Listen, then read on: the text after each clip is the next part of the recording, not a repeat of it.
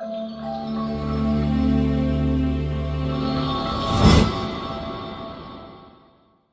back to the channel. My name is Ryan, and today we're discussing college basketball. And I don't know why, but whenever I discuss college basketball, I like the stand. It might be a thing for other videos. I do not know, but I like the stand when I talk college basketball. So let's just discuss the landscape right now of what's going on. Because granted, I've not made a whole lot of videos, but I've been watching a lot of college basketball throughout the years, and throughout this year in particularly. And it's, some people will be saying like, oh, I can't watch it. It has no star-filled team, has no star-filled players. If you actually watch the games, there's a lot of great guys out there. There is so many great teams with a lot of talent that could possibly win it all. Or we could have happen like what happened last year, and we end up with San Diego State versus UConn in the national title game. I don't know. Stuff like that might happen. It's very unlikely though, because a lot of times that situation happens, there's injuries, which we've not had a bunch of. There is crazy upsets, which some teams have been prone to this year, like Purdue. But not a lot. Not a whole lot that makes you like, okay, I could see this translating to the tournament. I don't see that. I just don't. I think Purdue learned from what happened last year to FD Dickerson or something like that. I doubt they're going to have a situation like that ever happen again. But this year, it's kind of tough to decide who the number one team is in the country. You have the obvious one of UConn, because they're currently number one, and they just won the national title. UConn is overall a great team. They have a lot of great overall players, and I'm not good at remembering names, and especially not college players, so I might know some, but not a whole lot. But when I was watching them play St. John's, it was close in the first half. You might expect that from a Rick Pitino team that St. John's is led by, to keep a game close in the first half against a very good team. But then you can usually tell, okay, is this going to be an upset situation, or is this going to be one of those, the best team will just pull it out. The best team just pulled it out later on. They can finish with contact very well. That's one thing. Everyone, from the guards to the centers, they can finish with contact very well. They're willing to get fouled, and they're willing to make free throws. They're a great free throw shooting team. They went 14 for 14 at one point throughout in the game. They made their first 14 free throws. That's very good. Pretty good rebounding. They're not going to beat themselves. That's a big thing for the tournament. If you don't beat yourself, you'll probably at least make it to the Sweet 16. Because the way Virginia lost last year was because they beat themselves and threw the ball right to Furman, and then Furman hit a three-pointer, and they lost because they beat themselves.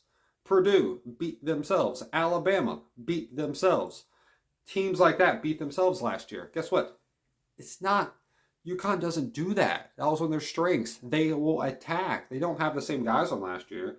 They have some guys that went to the draft, but they're still a very good team. And the other team, that's one of the most popular teams, probably the most popular team right now in college basketball, is Purdue, because of one guy, Zach Edey. How do you stop Zach Edey, if you might ask? This is the best way this is what I saw Wisconsin do, and I kind of liked it. Whenever he would get, okay, this is my best representation of what I got. I got no ball. There's a ball. Okay. So, you get the ball here for him. We're trying to keep him about 8 to 10 feet out. Because if he can go for these little jump hooks and he beats us by that, you can live with that. What you can't live is with these offensive rebounds, put back dunks, low post, quick turnaround layups, and then alley-oop dunks. You can't live with that, because that will put way too much pressure on the help defense, that they will have to cover Zach Edey while also having to cover the guards. So that's also one thing. You got to have good guard play defensively, because you cannot rely on your centers and big men to move off of Zach Edey. You have to double team him. That's the only way. And it's strange. You also have to outscore Purdue. That's the main way. You have to try to outscore them. That's the way Northwestern has been beating them. It's the one team that's really got their number was Northwestern. Game, a very close game. He's beat them 2 times in a row before then. That's a tough team for Purdue to match. But overall, Purdue has learned from last year, it looks like, and has improved in the areas that they need to. So, yeah. I gotta mention one thing. Talking about defense. Kentucky has none. What happened to Kentucky's defense? They don't have any. They don't have any. I mean, Dalton Knecht didn't have a great game, but Ziegler on Tennessee had like 13 assists and 26 points. How the heck do you let that happen? They had back-to-back They had back-to-back cuts from Dalton Knecht across the middle of the court. From the three-point line, from the wing of the three-point line, one screen cut in. Just as simple as that, and it was as open the first time as it was the second. Just dunk and dunk. That will kill a team defensively. That will kill a team. Because you have no communication at that point. There's no communication then. Because it's a simple switch, here's here. Or just point them out. Run through the screen. And they weren't even close on any of them. Tennessee made Kentucky look awful defensively to a level we have not seen fully to a Kentucky team. Because Kentucky at least was winning those high-scoring games, like the one they randomly had against Georgia. They were able to win that one, but not this one. They've had problems against these teams. And we got to question John Calipari at one point because he's losing with teams that are filled with first-round NBA talent. And he's losing to teams that, not in particularly Tennessee, because Tennessee is a really, really good team. But 103 points? You allowed 103 points to Tennessee? The same Tennessee team that couldn't get to 65 on South Carolina inside Neyland. They couldn't get to 65. But you let them get 103 on you? South Carolina, I think they also beat Kentucky. South Carolina's phenomenal. They should be ranked in the top 20, top 15 with these wins that they've had. But Kentucky is just like, it's 38-point difference and you're at home. You're at home in this one. You couldn't stop Tennessee to any what level South Carolina could. It's crazy. Kansas just flattened Houston. The only reason this game was somewhat close is because they had 17 turnovers to Houston's 4 or 3. It's ridiculous what happened there. They had 17 turnovers to 3, and they still won by 14. Why? Because they shot at a field goal percentage that is unheard of, around 68%. 68%, that's dang near 70, which is unheard of in college basketball, especially against the number 1 team in the country in college basketball at field goal percentage defense. And that's Houston. They allow like 36% as an average. Like, it's insane. But they made them look awful. It's a tough place to play out in Kansas. It is. I get that. But you got to do a little bit better. You got to feel like you do a little bit better than that. That was surprising to me. Houston's always a disappointing team in the tournament. Furthest they made it was the Final Four with Quentin Grimes. I had them making the final against Gonzaga. Gonzaga made it, but Houston got killed by Baylor, who just destroyed Gonzaga in the championship game. That Davion Mitchell, Jeremy Shohan team, I'm pretty sure that was on that team. But one other thing to mention, North Carolina looks good. You got to work on that loss that they had against Georgia Tech. Make sure that does not happen again. But they look good overall.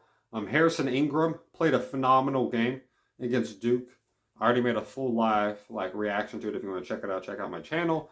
But they are phenomenal. They look very good. And they're very good in ACC play, by the way. They're very good in that.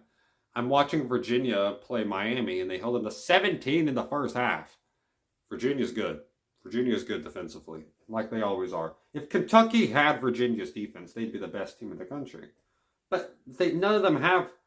Virginia doesn't have Kentucky's offense, and Kentucky doesn't have Virginia's defense. If they only could mesh those together, they would be a great program. But they don't.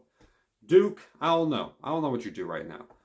You had like Filipowski, like he got not bullied, but he got knocked down a lot against North Carolina. What do you do there? Yeah, like against other. He's a very physical guy, but he met his match. I mean, Jeremy Roach, he's very good. He's a very clutch shooter, just to pull up in your face and hit a three. But Mark Mitchell didn't make his name on the game. He didn't do that against North Carolina. His name wasn't called maybe outside of 2 times. You have to have your full guys show up in games like that. North Carolina, their whole starting 5 made an impact. Even Elliott did. He was a good defender. He couldn't hit a shot to save his life, but he was making a lot of good plays the other way.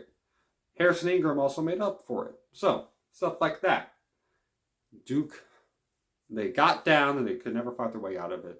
That's something that John Shire's going to have to work on. But yeah, that is my look at college basketball right now. There's probably a lot of teams I've not talked about. So if whoever watches this likes this type of content, put it in the comments and I'll make more. I'm checking out a lot more college basketball. It's very entertaining this year. If you haven't watched it, you should. It's very fun to watch. There's a lot of stars that you have to go hunting for. But once you find them, they are phenomenal. Dalton Knecht averaging around 30 points right now for Tennessee. Looking like a star in the making. Gotta check him out. Because you'll be able to tell your grandkids about that you watched Dalton Knecht before he blew up and became the next NBA GOAT. So, do you want to be able to tell your grandkids that you watched the next GOAT of basketball in college? I bet you would. So watch Tennessee play basketball, men's team play basketball, and yeah, it's so fun to watch him play. It's even Zach Edey. I have fun watching him play too. I mean, watching Purdue, how they use him and all that, seeing how teams defend it. It's just interesting to watch the different techniques they use against them. And since Zach Edey's become a better free throw shooter, around 70-something%, not bad. He's just become National Player of the Year, probably again. So, yeah, I guess we'll see what happens at the end of the year. But, yeah, shout out to Baylor for beating Iowa State. That was a close one, too. So, yeah. Hope you have a great day. Stay safe, y'all. Put in your opinions in the comments about everything. And, yeah, hope you have a great day. Stay safe, y'all. And God bless y'all.